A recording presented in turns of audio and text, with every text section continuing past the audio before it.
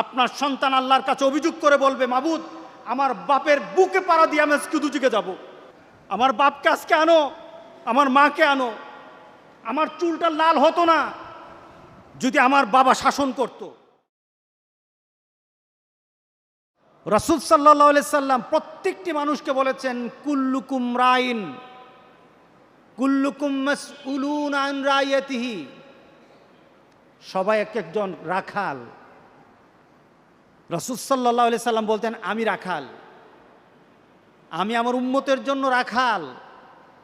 আমার উম্মত যদি এদিক ওদিক ছুটে যায়, আমি এই উম্মতগুলিকে সুন্দর করে গুছিয়ে আমি একটা জায়গায় রাখি, যেন জান্নাতে নেওয়া যাওয়া যায়, যেন আমার উম্মতকে জান্নাতে নেওয়া যায়। এর জন্য আমি আমার উম্মতের জন্য রাখাল। শুধু তাই নয়, রাসূল বলেছেন প্রত্যেকটি উম্মত আমার উম্মত রাখালের দায়িত্ব পালন করে। তো গত অনুষ্ঠানটা ছিল অত্যন্ত প্রাণবন্ত অনুষ্ঠান, দেখে অনেক উজ্জীবিত হয়েছে। যখন এটা সবাই অনেক পরবর্তীতে যখন এটা অনলাইন করা হলো, ছেড়ে দেওয়া হলো, লক্ষ লক্ষ মানুষ দেখলো, সবাই আন্তরিক হয়ে বলল এমন প্রচেষ্টা আমাদের সমাজে চালানো দরকার। এই প্রচেষ্টাগুলি চলে আসছে বিভিন্ন দেশে। আপনি আপনার সন্তানকে নামাজি বানাতে হবে, আপনি আপনার সন্তানকে নামাজে আনার জন্য প্রচেষ্টা চালাতে হবে, যে কোনোভাবে হোক, যে কোনোভাবে হোক, আদর দিয়ে হোক, লুভ দিয়ে হোক, তাকে বিভিন্ন জিনিসের প্রতি তাকে আকর্ষণ দিয়ে হোক, শাসন করে হোক, নামাজি বানাতে হবে, নামাজি বানাতে হবে। নতুবা কাল হাসরের দিন আপনার আমার জন্য কিন্তু মারাত্মক একটা ঘোষণা রয়ে গেছে, বিপদ রয়ে গেছে। কাল হাসরের দিন আল্লাহ সুবহানাহু ওয়া তাআলার কাছে ওই সন্তানগুলি দাঁড়িয়ে বলবে, নাজআলহুমা তাহতা আকদামিনা লিয়াকুনা মিনাল আসফালিন। রব্বুল আলামিন, আজকে যারা আমার বাপ, আমার মা, আমার পরিবারের কোনো সদস্য, আমার পরিবারের কোনো ব্যক্তি যারা নিজেরা নামাজ হয়তো পড়তো, কিন্তু আমাকে নামাজমুখী করে নাই, আমাকে কল্যাণমুখী করে নাই, আমাকে তোমাকে চিনায় নাই, তোমার হাবিবের রেখে যাওয়া কর্মকে বুঝায় নাই। সব বুঝিয়েছে কিন্তু এই নীতি বুঝায় নাই। আল্লাহ সুবহানাহু ওয়া তাআলা বলেন, তোমার ওই সন্তান আমার সামনে দাঁড়িয়ে যাবে, তুমি থাকবা, তোমার সন্তানও থাকবে, আমার কাছে অভিযোগ করবে, রব্বানা আতানা সাদাতানা ওয়া কুবরাআনা ফাআদাল্লুনা সাবিলা রব্বানা আতিহিম যায়ফাইন মিনাল আযাব ওয়ালআনহুম লানান কাবীরা। এখানে বলা হয়েছে সাদাতানা ওয়া কুবরাআনা, আমার মুরব্বী, আমার নেতা যারা ছিল তারা আমাকে দিন শিখায় নাই।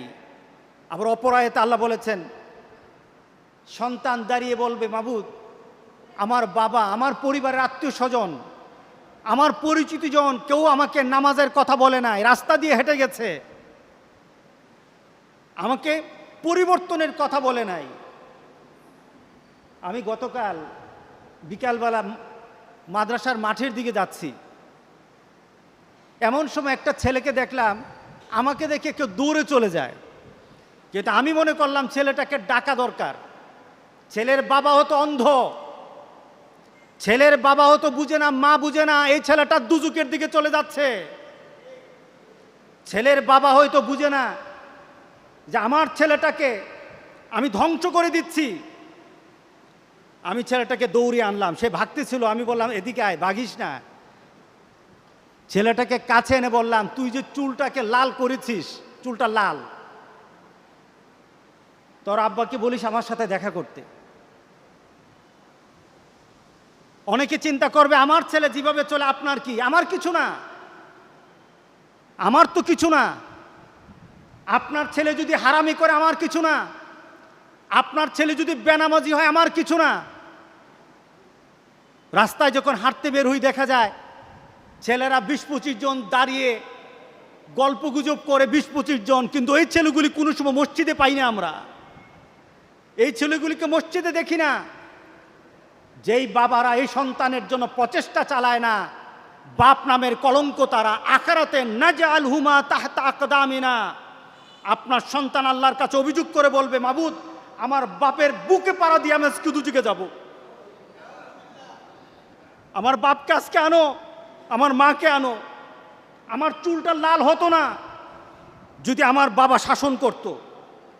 আমার চুলটা লাল হয়ে এদিক ওদিক যেত না যদি আমার বাপ আমাকে বুঝাতো। যদি আমার বাপ আমাকে বলতো 5 ওয়াক্ত নামাজ পড়বি, তোর জন্য পুরস্কার আছে, 5 ওয়াক্ত নামাজ পড়বি, না পড়লে কিন্তু শাসন আছে, এই কথা যদি বলতো, তাহলে আমি আজকে খারাপ হতাম না।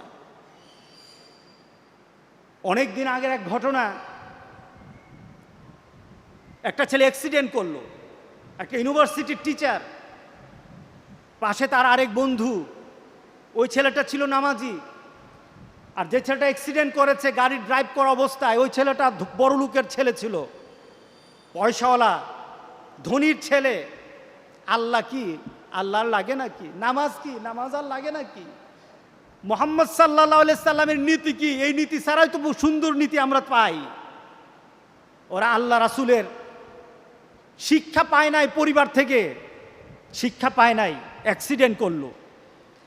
যে ছেলে পাশে বসা ছিল নামাজি ছেলে, ওই ছেলেটা ইনজুরি হলো, সেই হালকা আহত হয়েছে। আর এই ছেলেটা খুব বেশি ইনজুরি হয়ে হসপিটালে ভর্তি, অ্যাপোলোতে ভর্তি। মা অনেক পয়সাওয়ালা, বাবা অনেক পয়সাওয়ালা। ছেলের ব্যাপারে বলা হলো লাইফ সাপোর্টে ছেলে, মার পাশে ওই ছেলেটা বসা। ছেলেকে কিন্তু মাঝে মাঝে ক্রিটিসাইজ করতো এই ছেলেকে, কারণ এই ছেলে নামাজ পড়ে, এই ছেলের দাঁড়িয়ে আছে, ক্রিটিসাইজ করতো। এবার মা কেঁদে কেঁদে ওই ছেলেটাকে বলে, তার বন্ধুকে বলে, বাবা আমার ছেলে কিন্তু নামাজ পড়তে জানতো না, আমার ছেলে কিন্তু কোরআন পড়তে জানতো না, বাবা তুমি একটু দোয়া করো না, আমার ছেলেটাকে যেন আল্লাহ ভালো করে দেয়, আমার ছেলেকে যেন আল্লাহ ভালো করে দেয়। আমার ছেলে তো দিনদারি শিখে নাই, দিনদারি পারে নাই, আমিও তো কিছু বুঝি না। আপনার কাছে প্রশ্ন, ছেলেটা মারা গেল, আপনার কাছে প্রশ্ন, এই ছেলেটার দোয়া দিয়ে কি আল্লাহ সুবহানাহু ওয়া তাআলার আযাব থেকে বাঁচানো যাবে?